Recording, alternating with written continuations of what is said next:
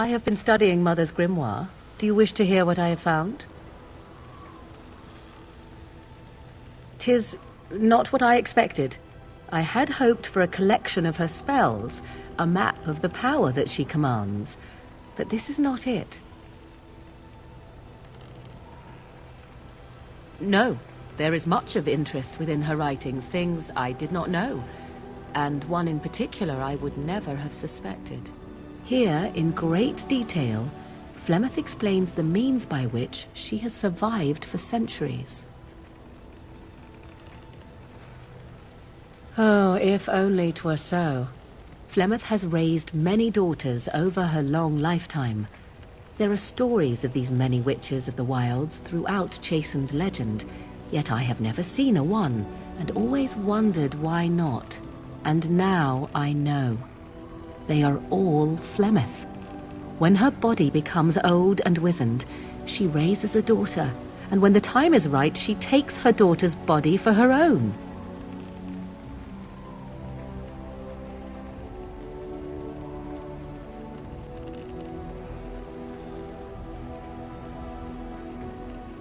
I do not know. Perhaps 'tis as she said, the Darkspawn threaten her as much as they threaten anyone else, or perhaps she believes that this journey will make me more powerful. According to the tome, if the host is already powerful and trained in magic, it takes far less time for Flemeth to settle in.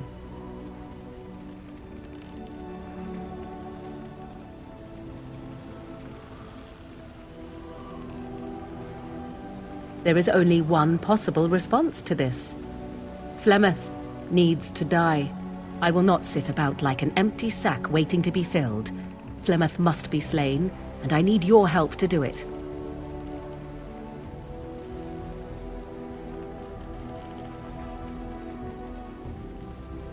And what would that do?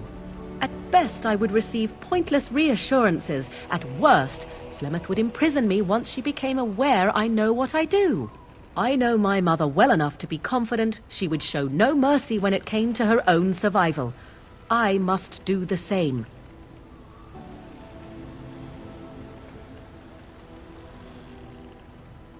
Because if she is slain while I am near, I am not certain that she will not simply be able to take possession of me right there. So obviously I cannot be the one to do it. Then what needs to be done is for you to go back to Flemeth's hut in the Kakari Wilds without me. Confront her and slay her quickly. I doubt she will truly be dead even then, but it will take her years to find a new host and recover her power, if that is even possible. The thing I must have is her true grimoire. With it, I can defend against her power in the future. Everything else in her hut is yours.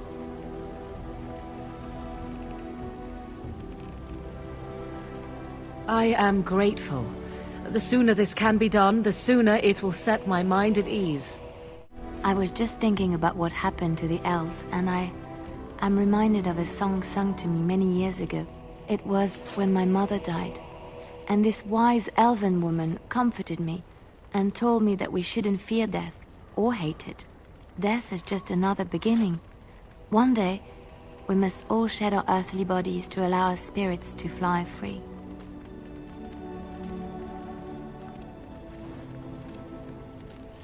It's a beautiful sentiment, I think. One that brings peace and hope to the grieving.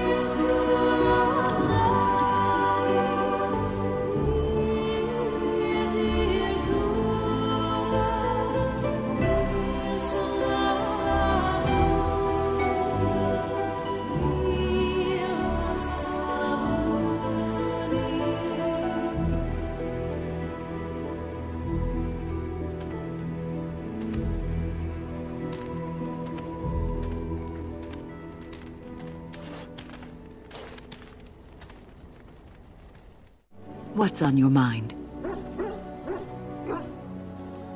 Oh, yes, and thank you for asking. I'm feeling much better today.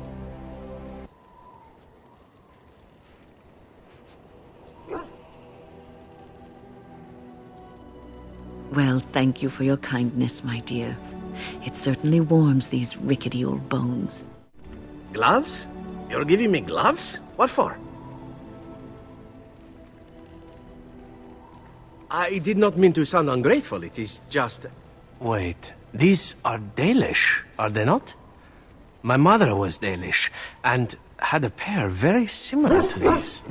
The leather was less thick, and it had more embroidery, but these are very close, and quite handsome.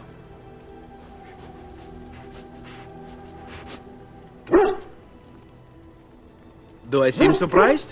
Perhaps I am. Still, I appreciate the fact that you even thought of me. No one has simply given me a gift before. Thank you. What's on your mind? I have watched you for a time, and perhaps I was wrong. There seems to be something special between the two of you. He seems less guarded when in your company, allows himself to relax, and he seems genuinely happy. I think I was too harsh in my judgment before, and I am sorry. What you have may not last forever. Death and duty may part you, but love's worthiness is not diminished because of that. I should have seen this before. Instead, you learn to cherish every precious moment that you spend together, knowing that it may be the last. And for those of us watching, well, it brings warmth to these old bones to know that something so beautiful can be found in the midst of chaos and strife. If there's anything I can do for you, please tell me. Well, if you're really interested, I suppose it wouldn't hurt to tell you.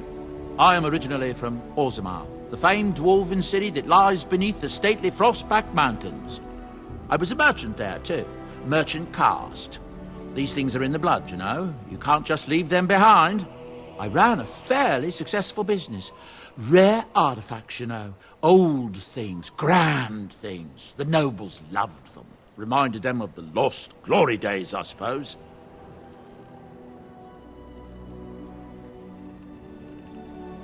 One day, a noble woman came to my stall. She looked around for a bit and then started shrieking in dismay.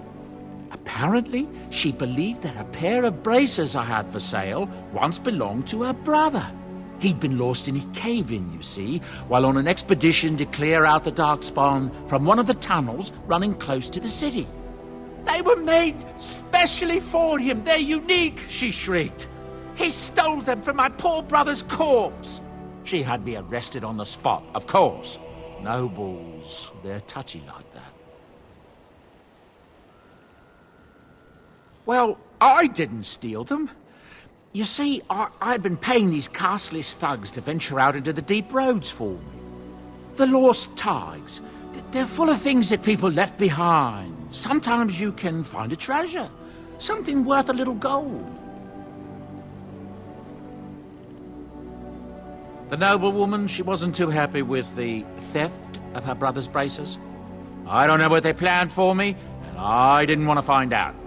Bribed the guard that was watching me and took off for the surface first opportunity I got. Never looked back. Yes, here I am. Now, is there anything the boy or I can get you?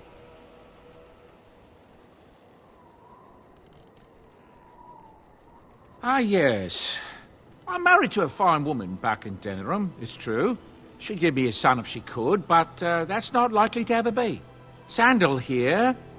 I found him in the deep roads years ago. Abandoned, I think, and he was never quite right in the head. I took him in, and I brought him with me when I came here to the surface. He may not be my blood, true, but I think of him as one. We left Orzammar. That's right, boy. Maybe one day we'll see it again. It's not as if I don't benefit, mind you. Turns out the boy's a natural working with enchantments. He might have even been lyrium-addled. I never thought of that before, to be honest. Happens sometimes. He can work an enchantment into just about anything, however, given some time. Could probably open his own shop, if he knew how. Enchantment. Well, he does seem to enjoy it, at least. Of course. Good fortune to you and yours. Goodbye. And so you return. Lovely Morrigan has at last found someone willing to dance to her tune. Such enchanting music she plays, wouldn't you say?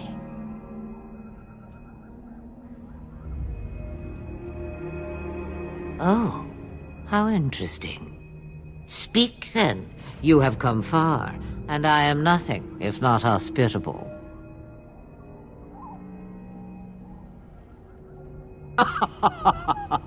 Oh, I do like that. Ah, but it is an old, old story. One that Flemeth has heard before, and even told. Let us skip right to the ending, shall we? Do you slay the old wretch as Morrigan bids, or does the tale take a different turn?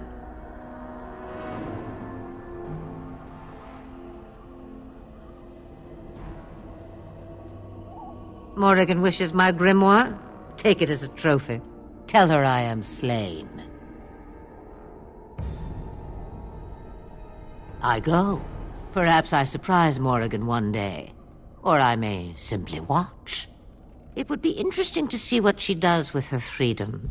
Enlightening, even. Would you give an old woman that? We believe what we want to believe. It's all we ever do. It's far easier this way, don't you think? The lies are always more fun. Yes, fun. Tricking Morgan. Oh, who am I kidding? That does sound fun. I'm a bad man. A tangled web you weave, Warden. I hope it's for good cause.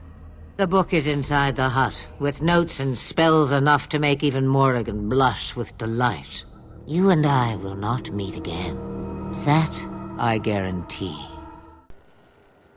I think I owe you an explanation for what happened earlier.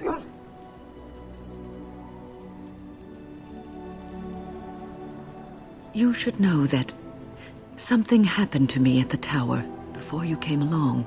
Remember my apprentice, Petra? She encountered a demon in the tower. It would have killed her had I not intervened. I saved her life that day, but I did not survive that encounter with the demon.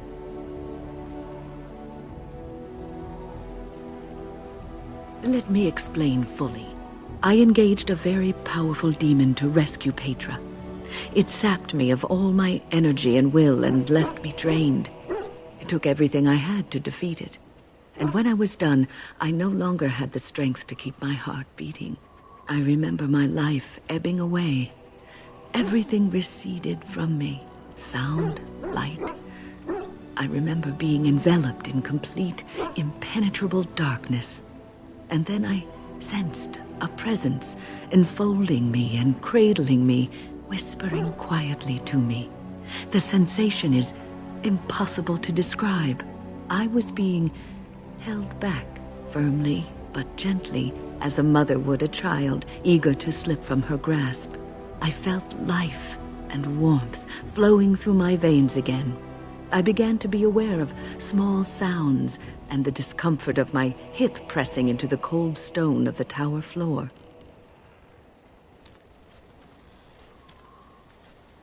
The Fade contains spirits both benevolent and malicious. The benevolent spirits seldom make themselves known, because they want nothing from mortals, unlike the demons. It was one of these spirits that saved me. Without it, I would be dead. And it has not left me. It is with me, even now, bonded to me. You see, I am supposed to be dead. It is the spirit that is keeping me in this world. And this is not the way of things. Perhaps the spirit did not expect this, but it is weakening gradually. I am living on borrowed time.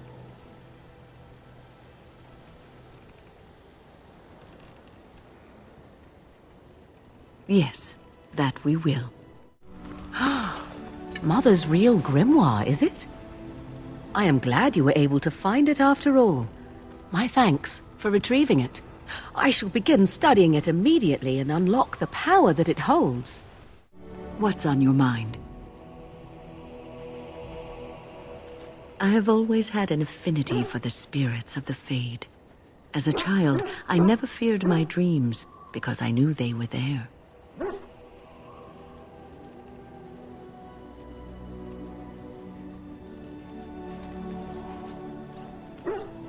I could sense the demons, too, and their presence frightened me.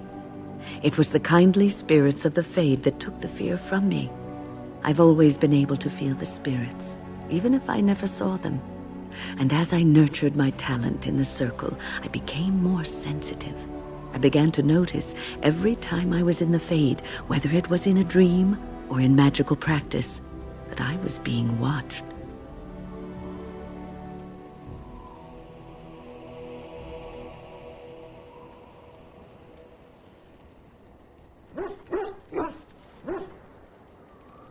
Sometimes I would see it, a glowing, nebulous form. Most times I would just feel its presence, gentle and comforting, but somehow alien. I think it is a spirit of faith. They have never been seen before, and perhaps I am wrong. But something tells me I'm not. It always felt like the same entity.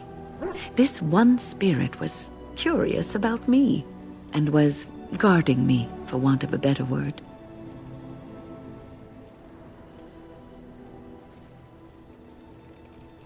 There were times when I was in the Fade that it seemed to stretch forth to shield me, keeping me safe. And I think it gave me strength in my most terrible battles, Ostagar being one of them.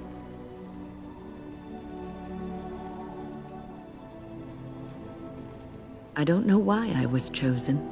Perhaps it knew that there was something more that lay in store for me. I like to think that I was given a rare chance, and I'm going to make the best of the time so generously given to me.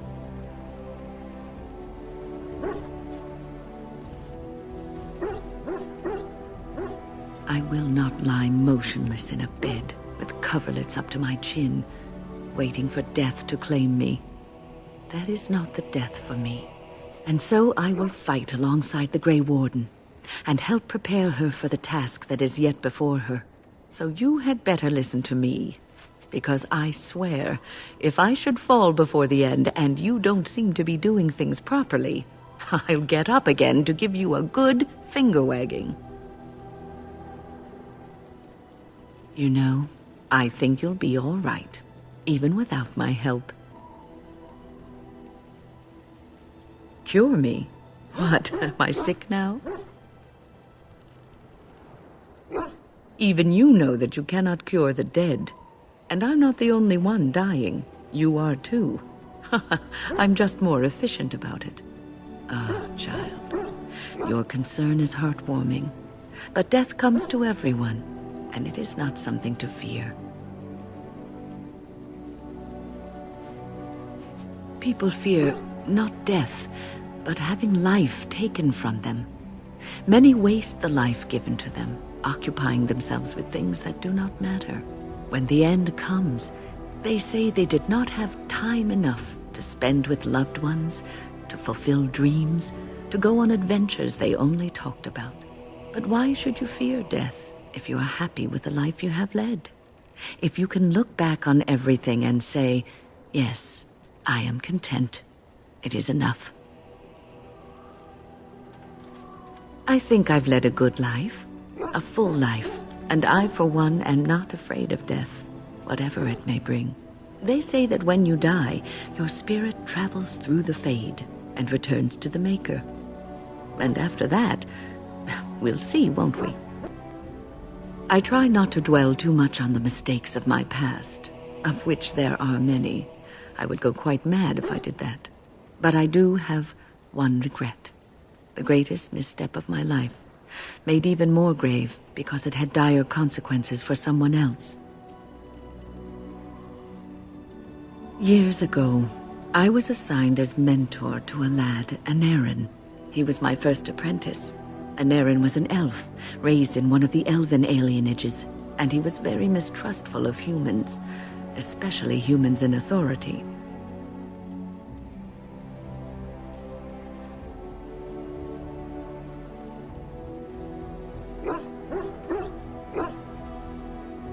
What Anarin needed was time. Time to get used to his new home, time to emerge from his shell, so we could build a rapport. I gave him no such time. I was young and arrogant. He is a mage, I thought. He needs to grow up and act like one. I expected too much from him too quickly. I gave no consideration to his origin or his feelings, and he retreated further from me. All I could think of was how stubborn he was, how he was throwing away all his talent and his potential just to be difficult.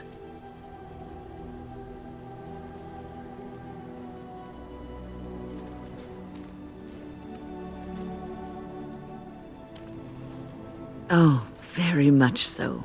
Sometimes I would catch him practicing on his own, but if I asked him to show me what he could do, he would freeze up or fumble terribly. You cannot plant crops in the cold, wintry ground. You cannot teach a student who is closed off and unresponsive. Patience is what is needed, and I learned that too late to help him. Anarin ran away from the circle one night. I had berated him over some trivial, ridiculous matter that I no longer remember. I drove him away because of something utterly unimportant. He was a child, 14 at the time of his leaving. They had his phylactery, and they hunted him down.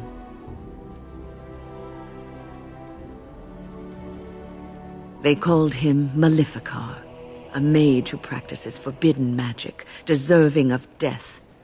He was a child, misunderstood and lost.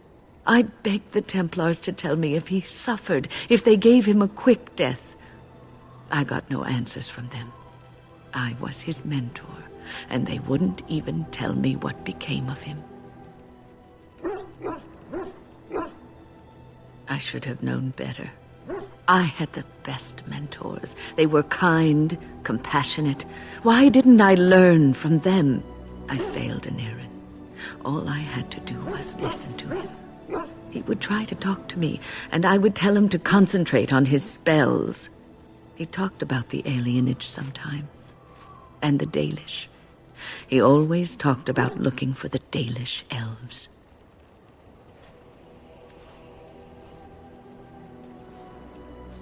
The apprentices that came after Anarin benefited greatly from the lessons I learned from him. In a sense, he was my teacher, and I his student.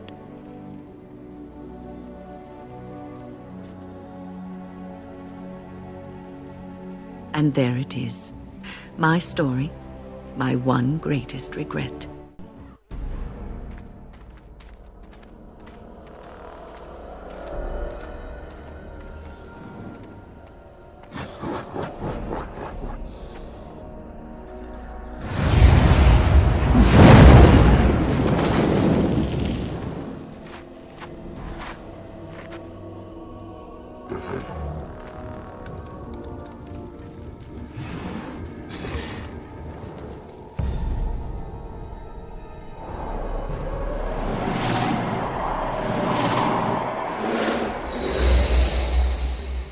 The Darkspawn have sensed us.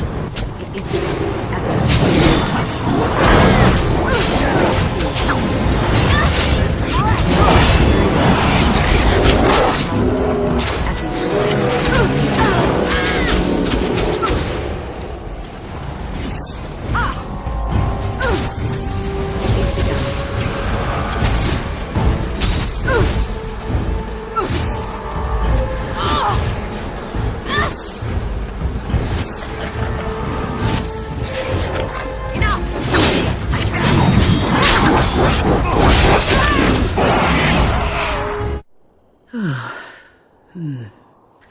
That was interesting and draining.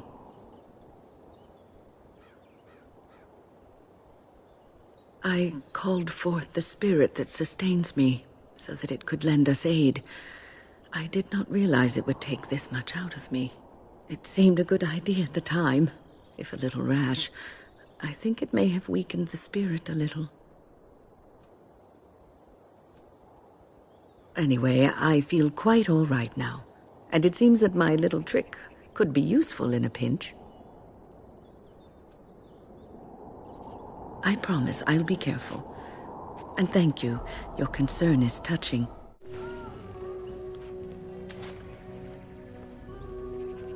You did it, outsider. You saved us from the ravages of the curse after all. May the creators bless you, truly. But Zathrian is lost to us, after all these centuries. He died heroically, I hope. I would like a happy ending to his tale. He will be a role model for many Dalish children to come. Now, Keeper Lanaya prepares for us to enter into war alongside the humans. I never thought I'd live to see the day. I, for one, look forward to fighting against these darkspawn creatures. Do you now? Let's hope you return and tell us all about them. As for you, outsider, I expect I'll be telling tales about the Grey Warden one day, And dear Natishan, Grey Warden. Join us at the fire if you like, but haven't you got a war to get to? I appreciate you trying to find him, but what are the chances? Anarin the healer? You know Anarin? He lives? No, it can't be him. Perhaps it is a common elven name. No, I know of only one Anarin. Ah, it makes sense. Anarin said that he was from the human cities. You are old friends, then? If you seek Anarin, you must venture into the forest. He prefers to be amidst the trees and the animals. Thank you all so much. Dareth Shirol.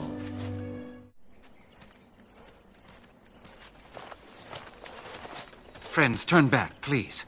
These woods are a danger to those who do not know the paths. Anarin? Wait, I remember your face. But younger, more impulsive, stern. Wynne? I thought they had killed you. They very nearly did. The Templars found me while I was searching for the Dalish. They ran me through and left me for dead. I brought this on you. Oh, I was a dreadful mentor, harsh and impatient. I am sorry for the way I treated you. I've put that behind me, and you should too. I didn't fit in with the Templars in your chantry. My path lay elsewhere. Irving is a reasonable man. He will find some way for you to return. The Circle needs new blood. It needs to change. I have fond memories of Irving. He was always kind to me. I will consider your proposal, and perhaps I will speak with Irving. However, I promise nothing. Now, it is getting late and you have much to do. You should be on your way.